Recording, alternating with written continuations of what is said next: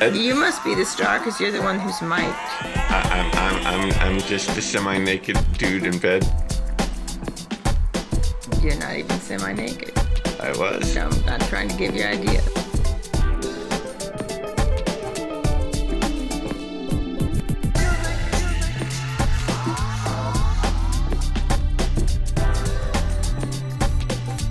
I'm listening to what Mary and Blake have to say.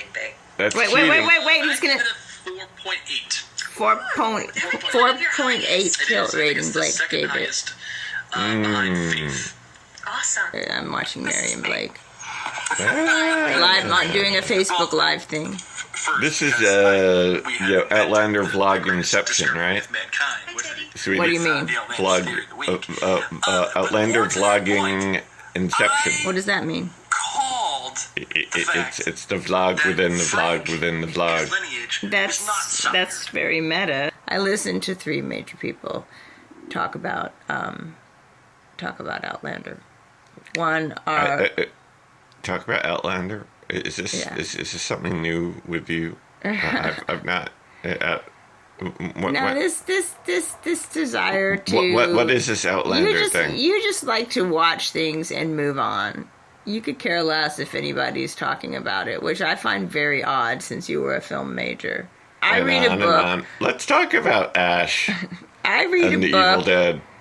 Or, watch a TV show or a movie, and I would like to talk about it with people. You like to watch actual stuff. I like to watch one thing and then hear everybody talk about it all week.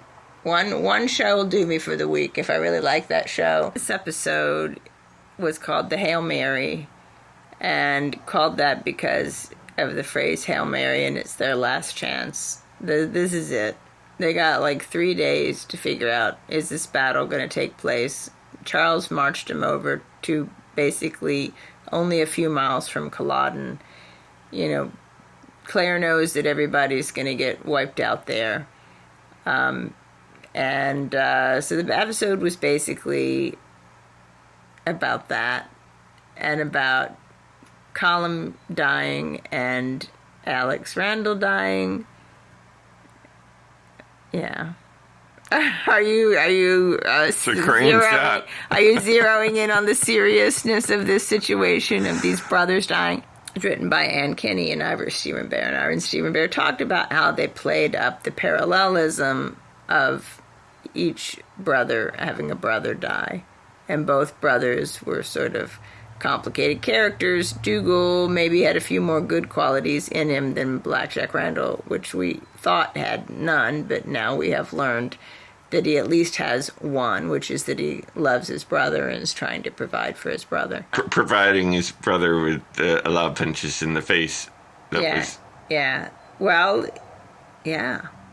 I mean, both of them in their own way were angry at their brothers for dying, but, Dougal weeps. There were parallels in this episode. Yeah, there were parallels. Parallels. Yes. Parallel themes and motifs. I liked it. I mean, last night I was tired. I was in a weird mood. You were snoozing, and it was over, and I cried. I cried when, the whole Alex stuff, I mean, it was done well, but it was kind of hard to take. Things with people having trouble breathing is really hard for me to take. I've seen someone, dying of lung cancer, and it's really awful to see someone who can't really breathe. But I also am not as invested in Alex Randall. But when Colum, I cried both times in the scenes with Colum. And I cried again when I watched it with you this morning. She did. Even though I knew exactly what was going to happen. Although I did think a bit of the dialogue there I thought was a little odd, was when Claire would say, don't speak ill of my friend Galus, except that she knows very well that Galus cold-bloodedly murdered her husband in a very painful way. She just 2 seconds before told Colum, no, you don't want to die like that. Maybe there was some other dialogue in there that got cut out that didn't make that seem quite so weird. Some of the dialogue was right from the book, like when Blackjack Randall grabs her. He said, "I know the sound he makes at the end." I mean, you know what he meant by that, right? Was that naughty stuff? Yeah. Yeah. He's just trying to say, like, But, no, did he really tell you? Because I'm telling you, I know everything. I thought some of that back and forth between them, was good. I mean, the thing is, she thinks she knows he's dying tomorrow. Well, for them, tomorrow. And so that if she marries Blackjack Randall off to Mary, that they don't need to worry about it. He won't have time to hurt Mary.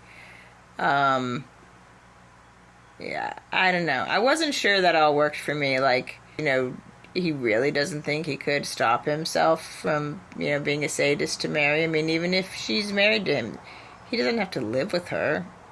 He's a professional soldier. He would have every excuse not to really live with her, but I don't know. I felt bad when Myrta offered to marry her, and Mary's like, and Claire was like, nah, she really needs someone who can leave her a little money, because Claire knows that probably Myrta's dying tomorrow, and that the Highlanders are going to be completely wiped out. So it would be much better for Mary to be married to anybody English than somebody Scottish. But it sounds pretty brutal coming out of her mouth.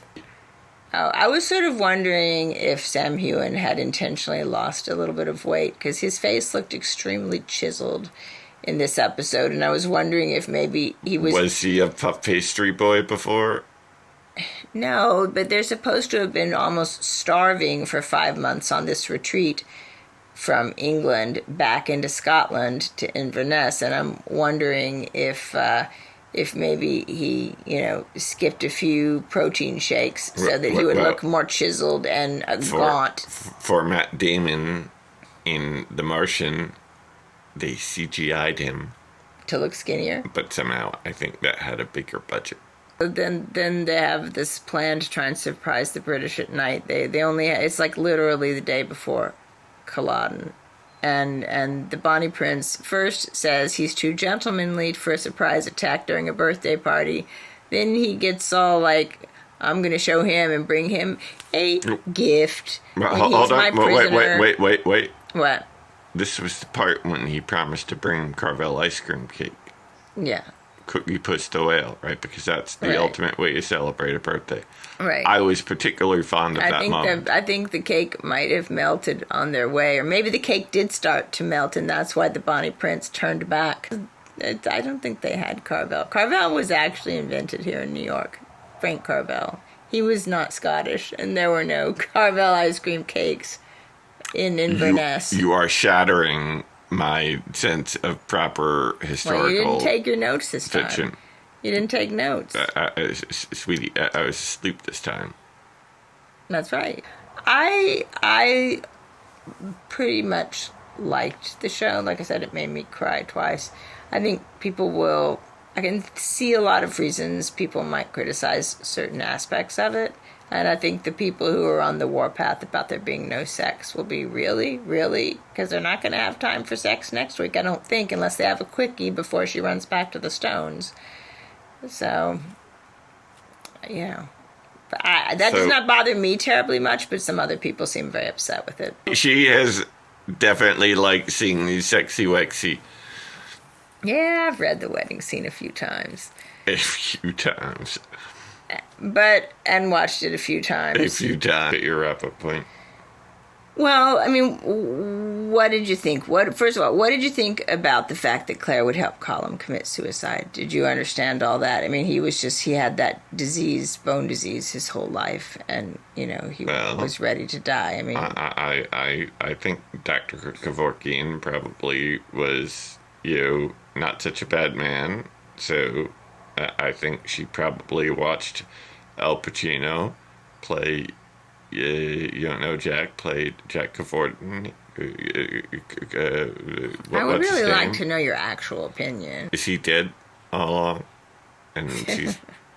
Well, in a way, yes. I mean, there's a ghost in the very beginning of the first episode that Frank sees. And yes, of course he's dead all along, because... This show starts out in the 1940s, and he lived in the 1700s. And is his name Kaiser Sose? No. Does he have a sled called Rosebud? No. See, I told you hate Outlander. Is he really an android who dreams of electronic sheep? Who is upset because he wants to be Han Solo instead?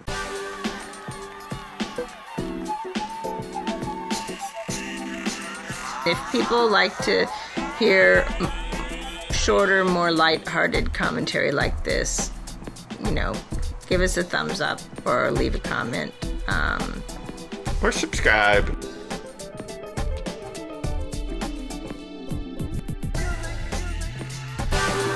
Okay, it's iPhone 6s Plus release day. I'm going to go outside and wait online. From the BedVlog, and today we're reviewing Joe's suction cup camera mount. This is going to be me waiting online. Will I be in the credits this time? It's on your shirt.